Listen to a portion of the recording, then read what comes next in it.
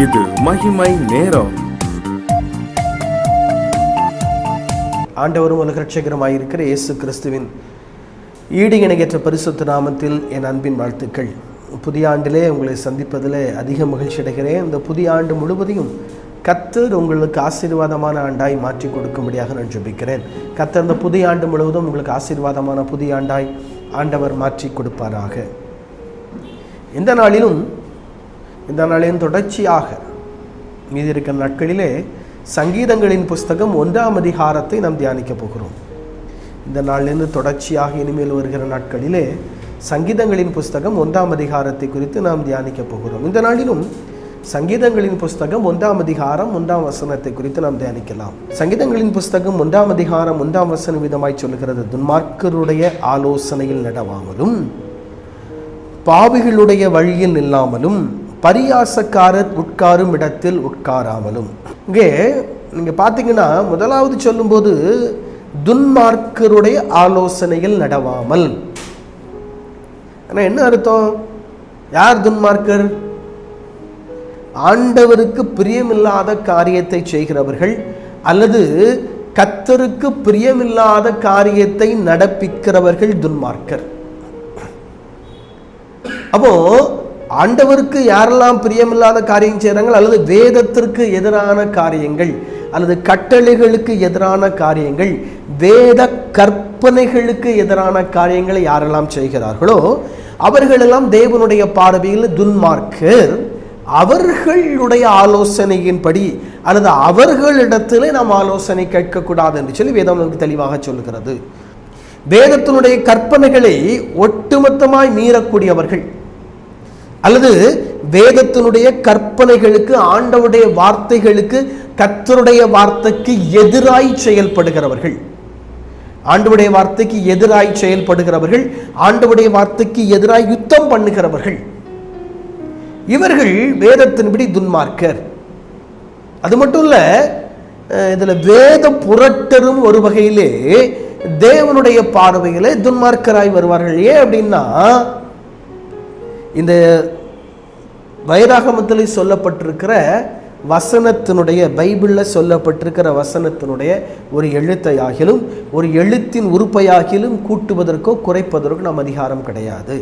அப்போ வேதத்தில் இல்லாத வார்த்தைகளை அல்லது கர்த்தர் சொல்லாத வார்த்தைகளை கர்த்தர் சொன்னதாக சொல்லுகிறவர்கள் அல்லது ஆண்டவர் சொன்னதாக சொல்லுகிறவர்கள் ஒரு வகையிலே ஆண்டவருடைய பார்வையில் துன்மார்க்கர். எப்படி அவங்க துன்மார்க்கர்னு சொல்ல முடியும்?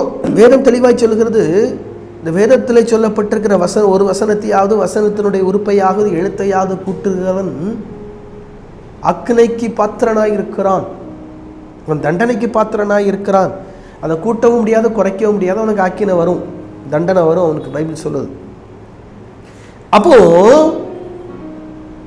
இந்த வசனத்தோடு கூட சில வார்த்தைகளை ஆட் பண்றது அல்லது இந்த வசனத்தை திரித்து சொல்வது, வேத வசனத்திற்கு மாறாய் பேசுவது, இது எல்லாம் ஒரு வகையிலே துன்மார்க்கருடைய காரியங்கள்.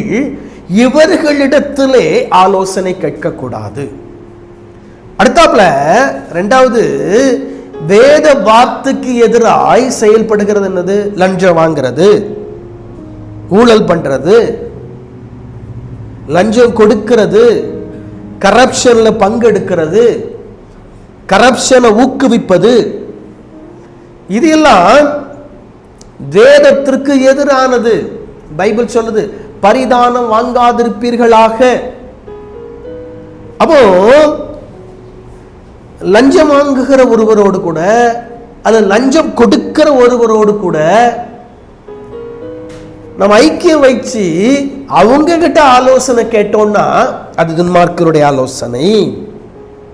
அது துன்மார்க்கருடைய ஆலோசனை, எந்த மாற்று கருத்தும் இல்லை. அடுத்தாப்புல இன்னும் துன்மார்க்கருடைய ஆலோசனை, துன்மார்க்கருடைய லிஸ்ட்ல யாரு சேருவாங்க? பாவம் செய்யறவங்க மட்டும் தான் சேருவாங்களா? பெரிய பாவம் செய்தவங்களா துன்மார்க்க லிஸ்ட் இல்ல. வேதத்திற்கு எதிராய் செயல்படுவது ஒரு பாவம், வேத வார்த்தைக்கு எதிராய் செயல்படுவதே ஒரு பாவம், வேத வசனத்தை புரட்டுவதே பாவம். அப்போ அது ஒரு துன்மார்க்கருடைய ஒரு காரியம், துன்மார்க்கருடைய ஒரு செயல்பாடு. அந்த செயல்பாடுல நாம் பங்கெடுக்க கூடாது மட்டும் இல்ல, அவங்க கிட்ட ஆலோசனை போய் கேட்க கூடாது. நீங்க எனக்கு ஆலோசனை கொடுங்க. அதான் சொல்றாரு, அந்த ஆலோசனைப்படி நடவாமல், அவங்க கிட்ட ஆலோசனை படி கேட்ட அந்த ஆலோசனைப்படி நடக்காத, அவங்க கிட்ட ஆலோசனை கேட்ட அந்த ஆலோசனைப்படி நடந்தா கர்த்தர் விலகி விடுவார். கர்த்தர்ட்ட ஆலோசனை கேட்கணும். இன்னைக்கு நம்ம யார்ட்ட ஆலோசனை கேட்கிறோம்? ஆண்டவர்கிட்டயா? அல்ல ஆண்டவருடைய வார்த்தை புரட்டக்கூடிய, ஆண்டவருடைய வார்த்தைக்கு எதிராக செயல்படுகிறவர்கள் இடத்துல நம்மை சிந்தித்து பார்ப்போம். தலைகளை தாழ்த்தி ஜெபிப்போம். அன்பின் ஆண்டவரே, உமக்கு ஸ்தோத்திரம். நீர் எங்களோடு கூட பேசினீர், உமக்கு நன்றி ஆண்டவரே. தொடர்ந்து கர்த்தர் எங்களோடு கூட பேசும். இயேசு கிறிஸ்துவின் நாமத்தில் ஜெபிக்கிறோம் பிதாவே, ஆமென்.